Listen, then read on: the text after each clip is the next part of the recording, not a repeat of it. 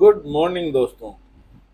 आज हम एक टॉपिक पे डिस्कशन करेंगे जिसको कहते हैं द मिडिल क्लास फैक्टर। सबसे बड़ी सोशियो इकोनॉमिक क्लास हमारी सोसाइटी में, क्या वर्ल्ड ओवर, उसको कहते हैं मिडिल क्लास।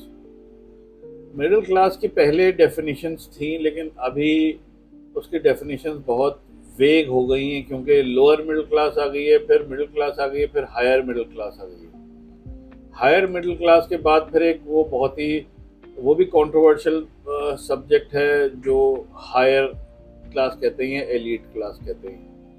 खैर, मेन इशू आजकल जो फेस करते हैं जनरल पब्लिक, वो होते हैं पार्ट मिडिल क्लास के। मिडिल क्लास एक ऐसी क्लास है जो हमेशा दूसरे लोगों को इम्प्रेस करने के लिए रहती है, क्योंकि मिडिल क्लास होती मेरे हिसाब से होती है सब्जेक्टिव।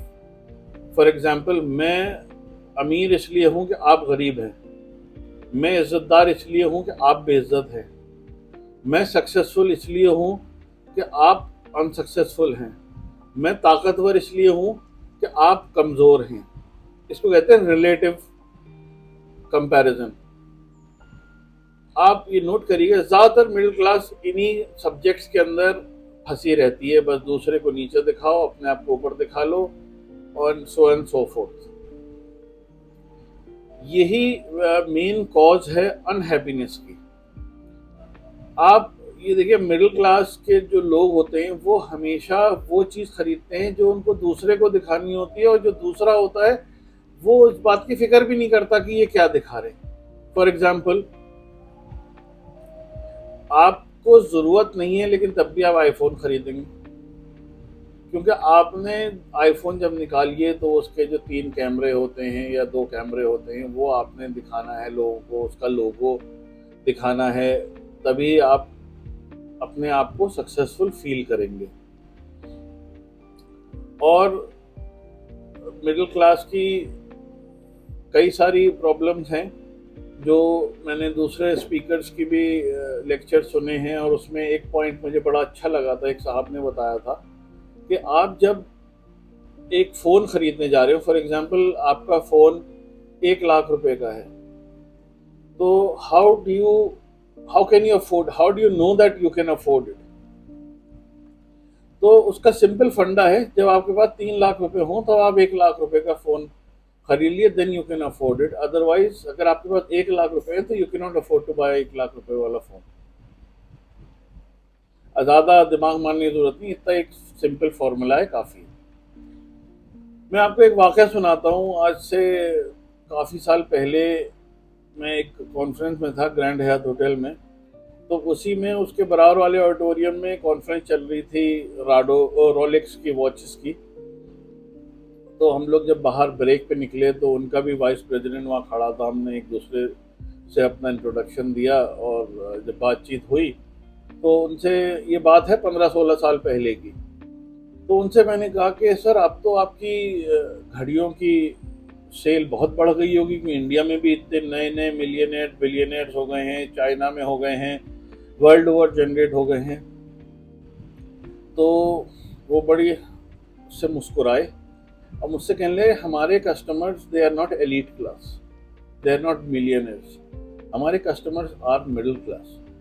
मिडिल क्लास के जो लोग होते हैं, इनकी ख्वाहिशें होती हैं, ये ड्रीम करते हैं कि मैं वर्साचे का सूट खरीद लूँ, कि मैं डॉल्चे एंड गबाना का पर्स खरीद लूँ, कि मैं बैली के शूज़ खरीद लूँ, कि मैं वो नाइकी के जूते खरीद लूँ, कि मैं एडिडास के जूते खरीद लूँ, कि मैं पोर्शे की गाड़ी खरीद लूँ, कि मैं मर्सिडीज की गाड़ी खरीद लूँ, मैं रोलेक्स की घड़ी पहनूँ, मैं राडो घड़ी पहनूँ, मैं आईफोन 14 चलाऊँ। ये सारी ख्वाहिशें मिडिल क्लास के लिए ही होती हैं। आपने कभी किसी करोड़पति या किसी सक्सेसफुल बड़े बिजनेसमैन को ब्रांडेड कपड़े पहनते देखा है? आजकल सबसे बड़ा एग्जाम्पल मार्क जुकरबर्ग का है। उसकी शर्ट पे तो कहीं पे कोई भी लोगो नहीं होता, ना शर्ट पे ना पैंट पे, वो अक्सर क्रॉक्स पहन के ऐसे घूम रहे होते हैं, या नॉर्मल से शूज पहने हुए। वेरएज आप किसी मॉल में चले जाइए, लोग आ रहे होंगे, हो सकता है उनके पास अपनी गाड़ी भी नहीं हो, ऑटो में चढ़ के, लेकिन नीचे उतरेंगे तो जूते DNG के पहने हुए, के iPhone 14 उनके हाथ में। ये सब सारे जितने भी एक तरीके से कहें ना चोचलेबाजी जो होती है, ये सारी मिडिल क्लास की है। अच्छा, जो लोग इस चंगुल में फंस जाते हैं इन चोचलों के, वो मिडिल क्लास में ही रहते हैं, या उनका ट्रांजिशन अनफॉर्चुनेटली मिडिल क्लास में भी लोअर मिडिल क्लास में हो जाता है, क्योंकि वो उसके ऊपर नहीं जा सकते। अगर आपने तरक्की करनी है तो आपको अपनी इन नफ्स पे कब्जा काबू करना होगा, और तभी आपको तरक्की मिल सकती है। आई होप कि मेरा आज का लेक्चर आपको थोड़ा बहुत समझ में आया हो।